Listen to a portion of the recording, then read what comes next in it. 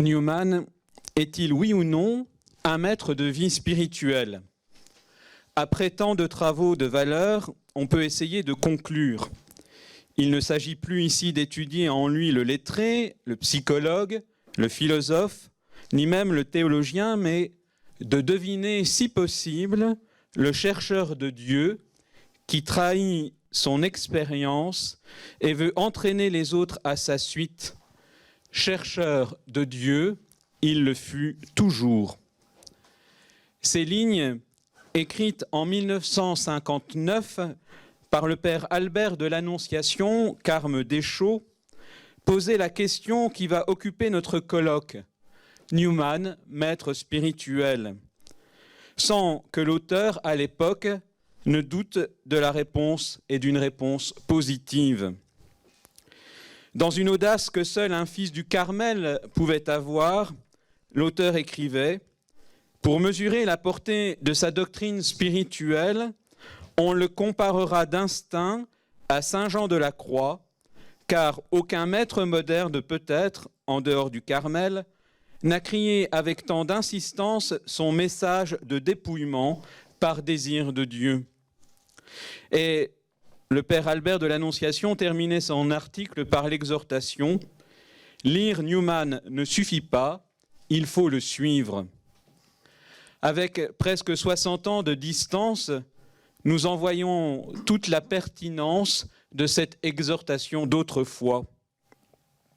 En même temps, nous pouvons nous interroger sur cette connaissance de Newman, au moins en France, tant pour ce qui est de le lire que pour ce qui est de le suivre.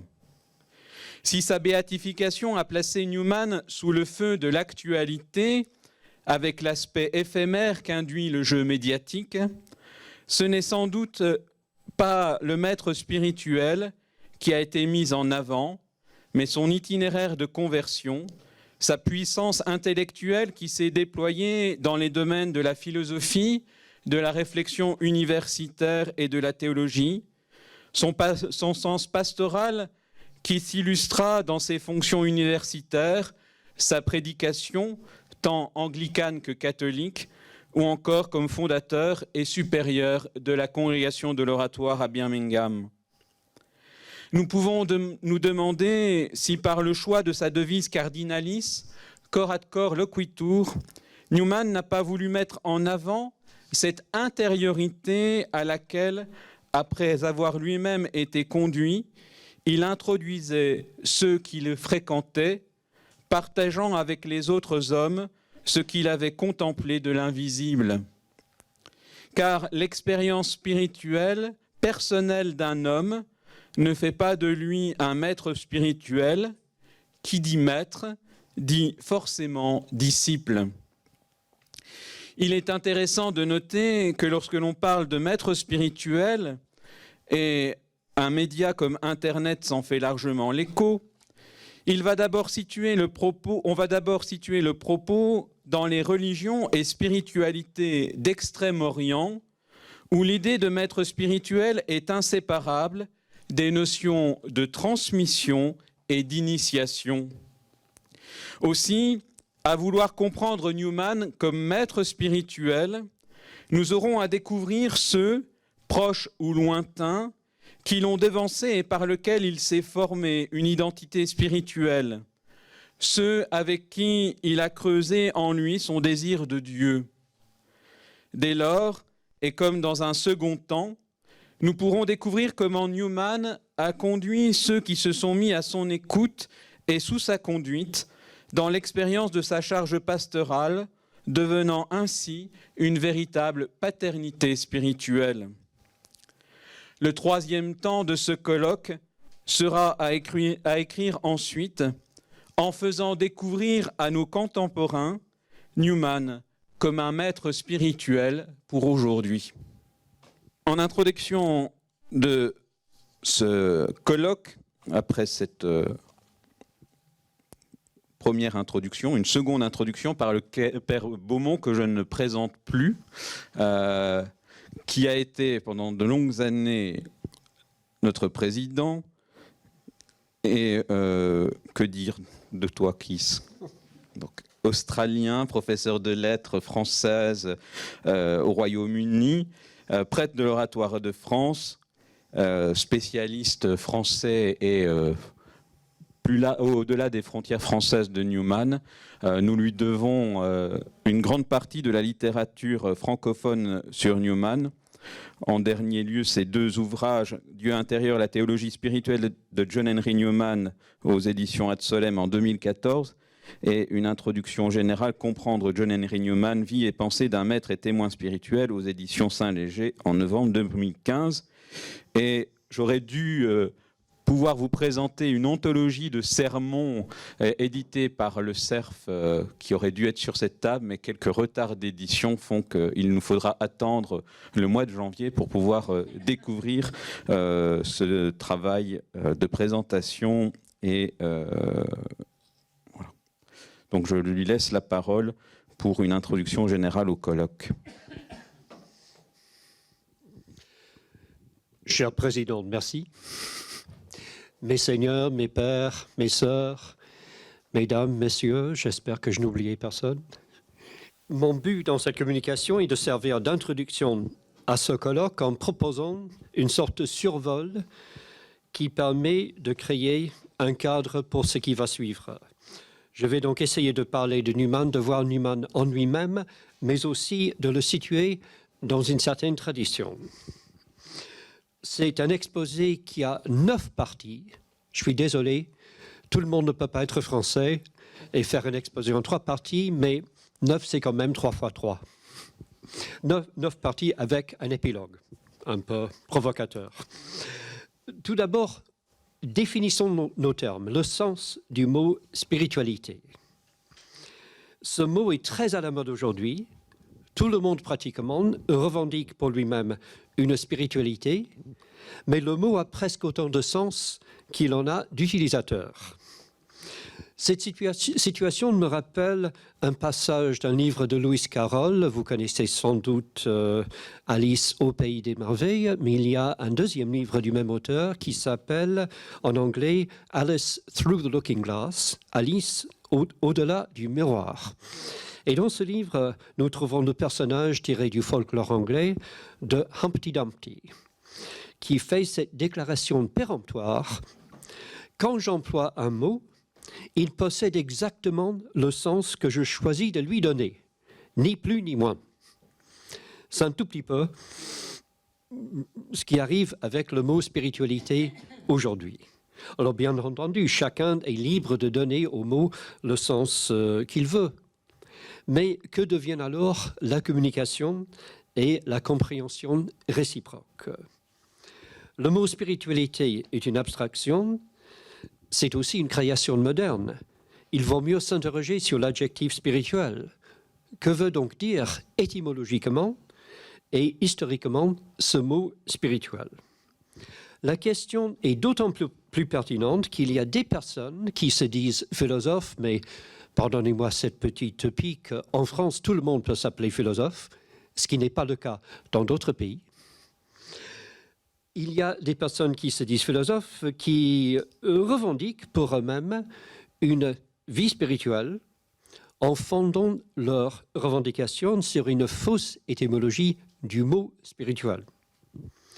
Le mot existe dans le grec et le latin classique, pneumatikos en grec, spiritualis ou spiritualis en latin, mais son sens reste relativement faible jusqu'à l'avènement du christianisme. Il signifie jusqu'alors le souffle, la respiration, parfois l'inspiration poétique et le vent. C'est le christianisme, en commençant par saint Paul, qui donne un sens nouveau et beaucoup plus fort à ce mot spirituel. Dans le contexte de l'expérience humaine, ce mot désigne la présence et l'action du pneuma ou du spiritus, la présence et l'œuvre en nous de l'Esprit de Dieu ou de l'Esprit du Christ ressuscité ou de l'Esprit Saint. C'est le sens du mot jusqu'au XVIIIe siècle français. L'homme spirituel, jusque-là, est celui en qui l'Esprit Saint est présent est à l'œuvre, le transformant de l'intérieur et l'unissant à Dieu. Qu'en est-il de l'emploi du mot chez Newman? Nous le trouvons plusieurs centaines de fois, un nombre d'occurrences important, mais pas extraordinaire. Son sens n'est pas toujours très précis. Cela tient peut-être au fait qu'à l'époque de Newman, ce que nous appelons la spiritualité proprement dite avait pratiquement cessé d'exister, non pas au niveau de l'expérience, mais au niveau quand même de la réflexion. Mais il faut chercher au-delà de l'emploi du mot lui-même. Newman est pénétré de la pensée d'auteurs bibliques comme Saint Jean et Saint Paul, comme aussi de la pensée des pères de l'Église. C'est donc chez les auteurs bibliques et chez les pères de l'Église qu'il faut chercher les racines de sa pensée, comme aussi dans sa propre expérience de Dieu. Alors, que Newman emploie ou non le mot spirituel, on trouve au cœur de sa prédication, anglicain d'abord, puis catholique, l'idée de la présence et de l'œuvre de l'Esprit Saint en nous. L'un de ses plus beaux sermons anglicans porte le titre difficilement traduisible en français, The Indwelling Spirit, littéralement l'esprit qui demeure en nous. C'est tout un programme, et là, on est au cœur vraiment de la pensée de Newman. Deuxième remarque, le rapport entre théologie et spiritualité. Newman s'est toujours défendu d'être théologien. Pourquoi ce refus? On peut proposer 3 explications. Là, je retrouve quand même mon schéma en 3 parties. Il voulait dire par là qu'il n'avait jamais reçu une formation théologique systématique, ce qui est parfaitement exact. Les universités d'Oxford et de Cambridge à l'époque de Newman étaient les principaux centres de formation du clergé anglican. Et le cursus pour devenir pasteur ou ministre de cette église était constitué principalement de l'étude des lettres classiques, avec parfois aussi des mathématiques, quelques cours de Bible et l'apprentissage de la manière d'être un gentleman. Il y avait en complément quelques cours facultatifs de théologie. Facultatifs. Beaucoup de jeunes pasteurs, conscients de ces lacunes, souhaitaient avoir un premier poste, un premier bénéfice plutôt léger, afin de pouvoir avoir le temps pour étudier la théologie. En deuxième lieu, refuser d'être considéré comme théologien était aussi pour Newman une stratégie d'autodéfense. Il avait souffert de nombreuses fois pour ses idées théologiques au sein de l'Église anglicane d'abord, ensuite catholique, notamment au moment de la publication de l'essai sur le développement et surtout en 1859 dans l'affaire du Rambler. Refuser de se laisser appeler théologien était donc une manière de dire « laissez-moi tranquille ». Mais son refus du mot théologien avait presque certainement un troisième sens. Et c'est le plus important. Newman catholique voulait dire par là qu'il n'était pas théologien à la manière des théologiens de son époque, dont la théologie était purement conceptuelle ou, en termes newmaniens, purement notionnelle. Divorcée de l'histoire, divorcée de l'étude des Écritures et divorcée aussi de la vie spirituelle. Alors, quel est le rapport entre théologie et vie spirituelle? Aujourd'hui, le mot théologie signifie un discours sur Dieu. Un discours qu'on veut aussi rationnel que possible sur Dieu. C'est un emploi tout à fait légitime et nécessaire. Quelle que soit l'inadéquation du langage pour parler du mystère de Dieu, nous devons en parler afin de communiquer. Mais le sens du mot théologie, ce sens-là du mot théologie, ne s'est imposé que depuis la fin du XIIIe siècle. Pour les pères de l'Église et les premiers moines chrétiens, le théologien était celui qui cherche Dieu dans la méditation priante de l'Écriture ou tout simplement dans la prière. Confère la définition célèbre d'un moine décédé à la fin du IVe siècle, Évagre le Pontique: si tu es théologien, tu prieras vraiment. Et si tu pries vraiment, tu es théologien. Alors, je ne prétends pas que Newman utilise le mot dans ce sens, mais comme les pères de l'Église, il cherche à mettre la théologie, la réflexion sur Dieu, en rapport avec la vie spirituelle et au service de la vie spirituelle. Et lorsque j'ai parlé dans mon livre Dieu intérieur de la théologie spirituelle de Newman, c'est dans ce sens-là que j'emploie le terme une réflexion théologique qui se met au service de notre vie spirituelle. Troisième point de cet exposé, la conception que se fait Newman du chrétien. Qu'est-ce que c'est qu'un chrétien? Depuis 3 siècles environ, nous avons, en Occident, terriblement intellectualisé et aussi moralisé notre conception de ce que c'est que d'être chrétien. Aujourd'hui, l'immense majorité des Occidentaux, qu'ils se définissent comme chrétiens ou non, ont tendance à voir le christianisme essentiellement en termes de croyances et de valeurs. Le chrétien se définit comme un croyant et comme quelqu'un qui veut vivre selon certaines valeurs, qui veut défendre certaines valeurs. Alors, cela n'est pas faux, bien entendu. Mais il s'agit d'une conception très moderne et très partielle et très incomplète en comparaison des siècles antérieurs. Newman, pour sa part, définit le chrétien d'abord et avant tout en termes d'expérience intérieure, en termes d'une relation vécue avec Dieu au plus intime de nous-mêmes. Voici un extrait d'un de ces sermons anglicans, et j'en profite pour insister sur le fait que l'un des meilleurs spécialistes de Newman, décédé depuis une trentaine d'années, le père Stephen de Seine, aimait dire que le meilleur de la spiritualité catholique de Newman se trouvait dans ses sermons anglicans. J'aime beaucoup cette formule. Voilà. Voici l'extrait. On peut donc presque définir un vrai chrétien comme un homme qui a un sens souverain de la présence de Dieu en lui. Un homme qui a un sens souverain de la présence de Dieu en lui. Un vrai chrétien est celui qui a foi en Dieu au point de vivre dans la pensée que Dieu lui est présent. Présent non pas extérieurement, dans la nature seulement ou dans la providence, mais au fond de son cœur ou dans sa conscience. Lui seul admet le Christ dans le sanctuaire de son cœur, tandis que d'autres souhaitent, d'une manière ou d'une autre, être seuls, avoir un foyer, une chambre, un tribunal, un trône, un soi où Dieu n'est pas.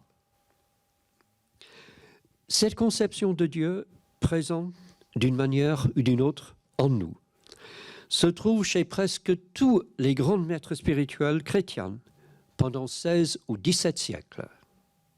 Elle est présente chez les pères de l'Église. Elle constitue, avec la notion d'ascèse ou d'entraînement, entraînement spirituel, le fondement de la vie monastique, du moins jusqu'au XVIIe siècle. Elle est présente chez tous les auteurs du Moyen-Âge, que nous appelons les grands mystiques. Elle est présente en France, au cœur de ce qu'on appelle l'école française de spiritualité, au XVIIe siècle. Et ensuite, pour des raisons trop complexes pour les énumérer ici, à partir du milieu du XVIIe siècle, cette conception s'éclipse progressivement. Dans l'anglicanisme de l'époque de Newman, elle avait plus ou moins disparu, ce qui explique peut-être pourquoi ces sermons à Oxford, à St. Mary's, ont eu l'effet pour certains d'une révélation. Dans l'Église catholique, elle avait également pratiquement disparu. J'ai même trouvé au XXe siècle, dans les années 1920 et 1930, des dénonciations de cette idée de Dieu présent en nous comme hérétique et dangereuse.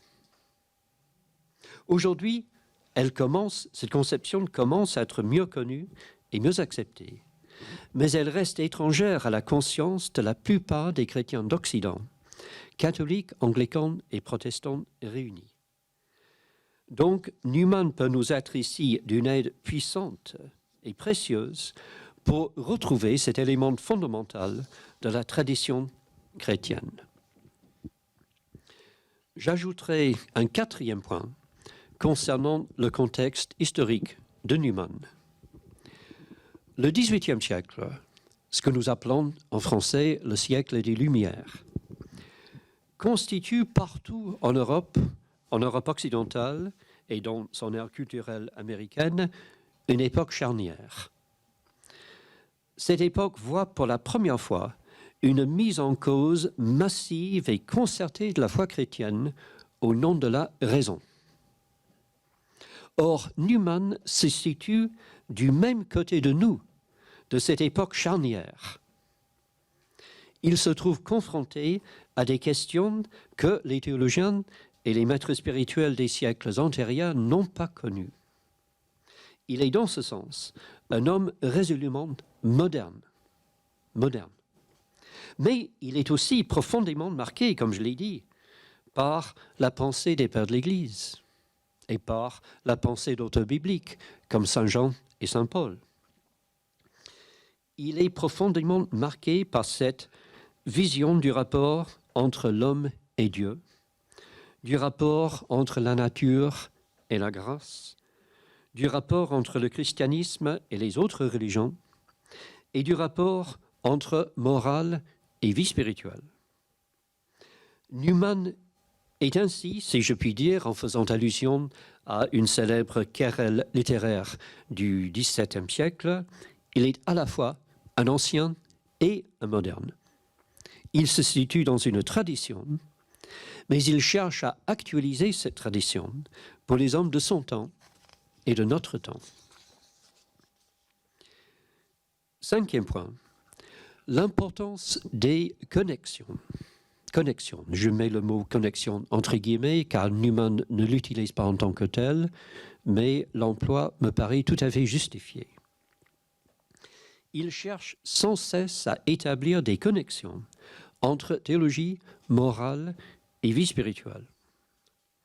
Dans l'idée d'université, il assigne comme but ou comme objectif à l'éducation universitaire l'acquisition par l'étudiant de ce qu'il appelle en anglais a connected view or grasp of things. A connected view or grasp of things. Littéralement, en français, une vue ou une appréhension, une saisie connectée des choses.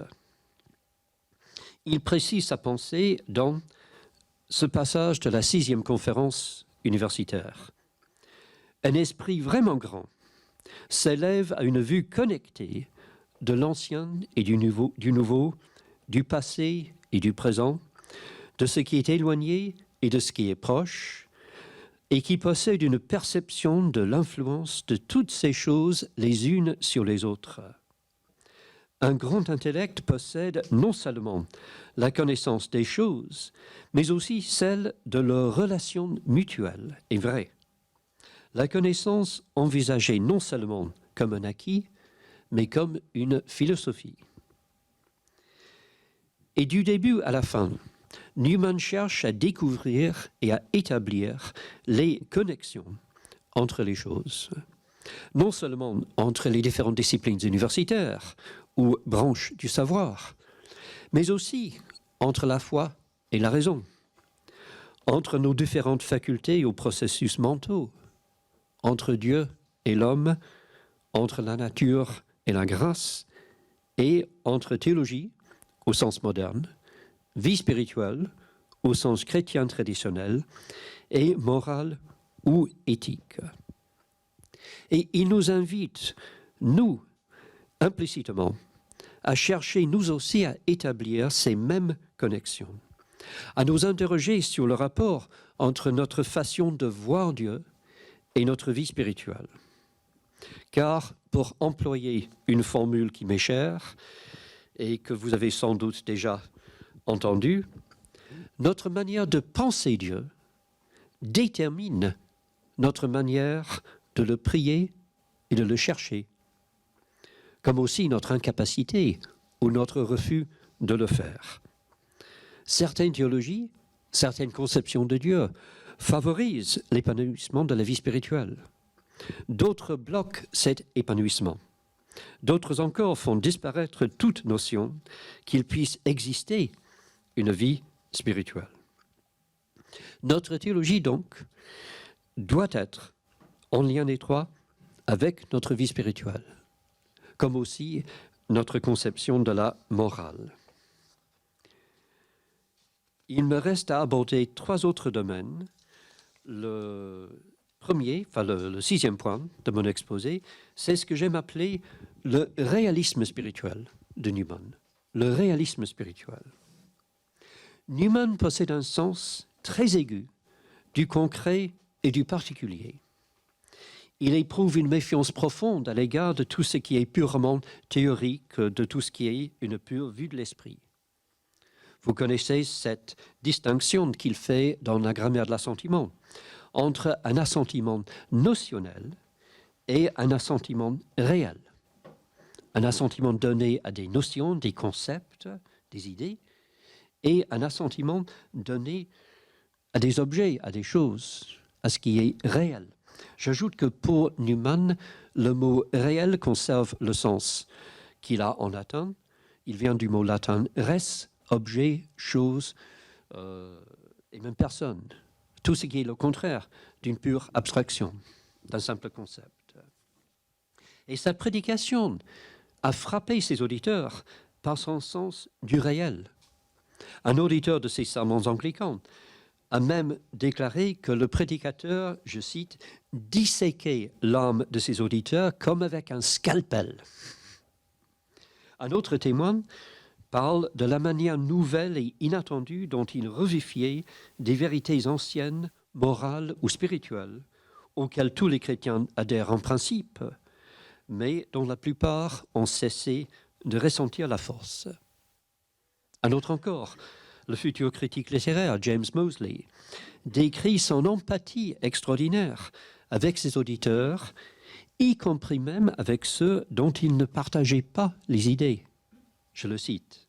« Un sermon de Newman pénètre tous nos sentiments, toutes nos idées, toutes nos façons de voir. Il comprend merveilleusement bien un état d'esprit, une difficulté, une tentation, une déception, une douleur profonde. Il pénètre même l'esprit du sceptique et de l'incroyant. Ceux qui lisent les sermons de M. Newman y découvrent leurs propres pensées intimes. » Je pourrais continuer longuement, mais j'ajouterai juste ceci. Les conseils spirituels que donne Newman sont toujours enracinés dans une psychologie lucide, pénétrante et souvent profondément décapante. Décapante. 7e point, l'humanisme spirituel de Newman.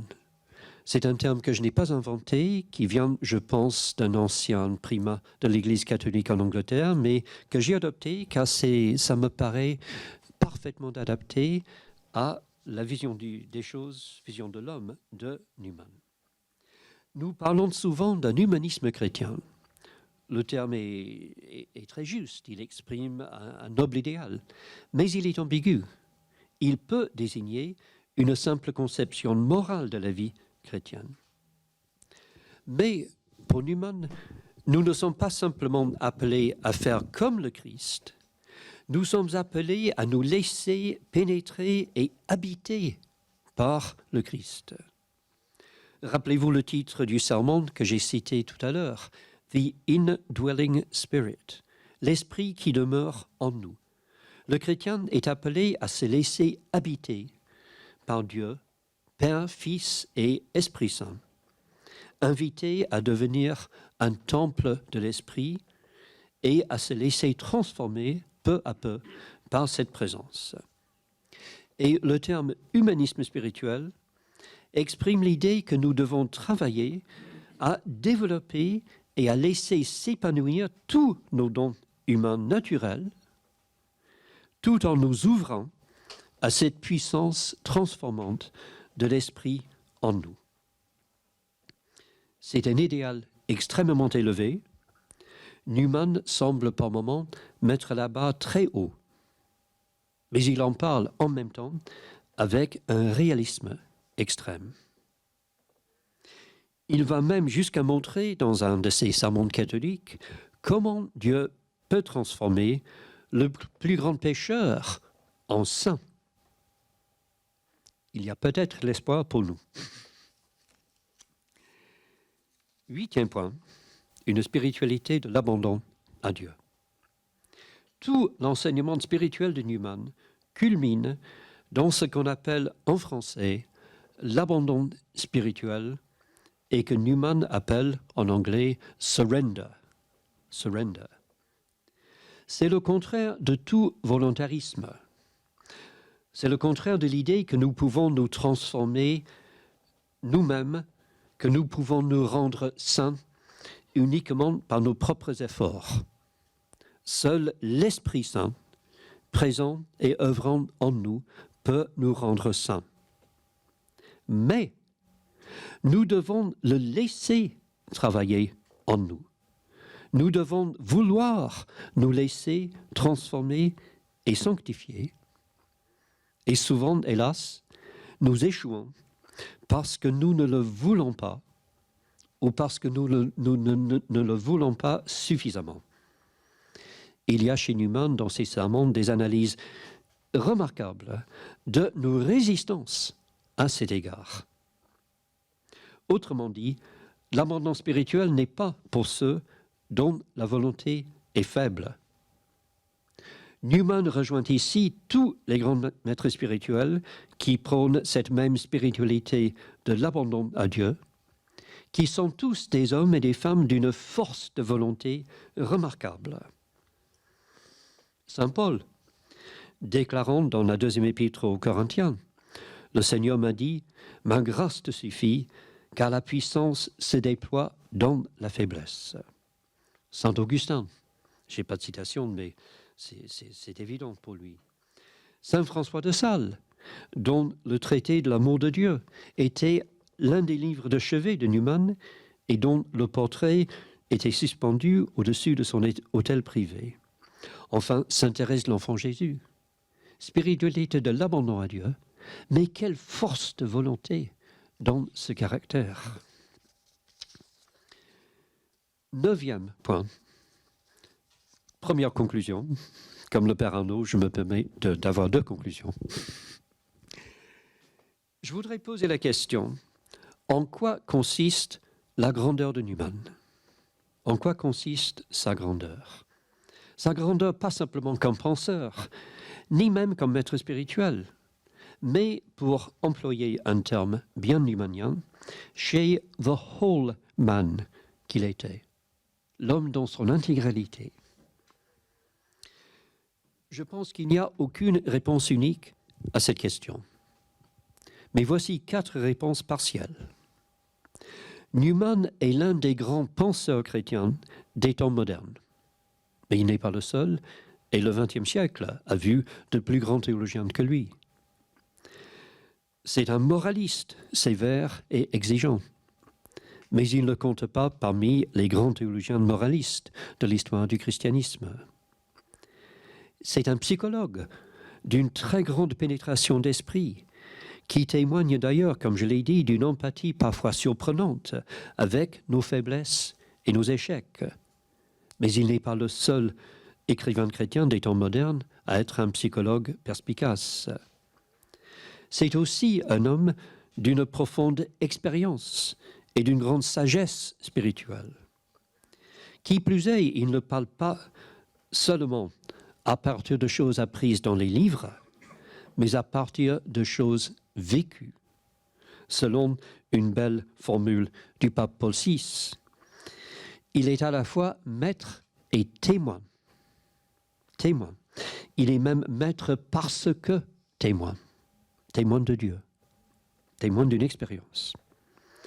Mais cela dit, il y a dans l'histoire du christianisme de plus grandes figures spirituelles que lui. Alors qu'est-ce qui fait alors la grandeur de Newman? Ce n'est aucune des 4 qualités mentionnées prises individuellement, mais c'est le fait que Newman les réunit en lui toutes ensemble. Tout ensemble.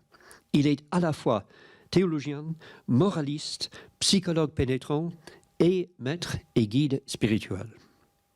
Il réunit en lui-même ces 4 qualités. Il cherche sans cesse les connexions entre chacune et chacun. Et c'est dans cette recherche constante de ces connexions qu'il peut être pour nous tous un exemple et un guide précieux. Et je termine par une provocation. Une provocation. Vous savez que j'aime bien le provoquer un tout petit peu. Trop de nos homélies aujourd'hui restent moralisantes. Et si nous réduisons ce que nous appelons l'Évangile à une simple morale, aussi élevée soit-elle, nos contemporains vont continuer à s'interroger à quoi cela sert d'être chrétien. Et nos églises vont continuer à se vider. Il existe ensuite un réel danger de promouvoir une spiritualité désincarnée. Notre Église a connu depuis un demi-siècle un vrai réveil spirituel. Mais à côté de beaucoup de choses qui sont authentiques et précieuses, il existe aussi parfois une proposition spirituelle qui est un peu déconnectée de la réalité concrète de nos vies, d'une réelle prise en compte de la psychologie humaine, par exemple. Il faut une spiritualité qui soit enracinée dans le réel et dans la psychologie humaine. Enfin, si nous ne risquons pas aujourd'hui de pécher par un excès de dogmatisme, la méconnaissance de la véritable nature et de la véritable fonction du dogme, au sens propre du terme, peut nous faire passer à côté de ce qui constitue une véritable vie spirituelle. Nous devons redécouvrir Dieu comme relation et comme communication. Nous devons saisir que Dieu nous demande avant toute autre chose de recevoir en nous cette communication. Et nous devons chercher tout au long de notre vie à nous rendre réceptifs. C'est une urgence. Et j'oserais même dire que l'avenir du christianisme dans nos sociétés occidentales passe par là, par cette redécouverte. Et Newman peut nous être une source d'inspiration extraordinaire dans cette tâche de redécouvrir un héritage partiellement perdu. Je vous remercie.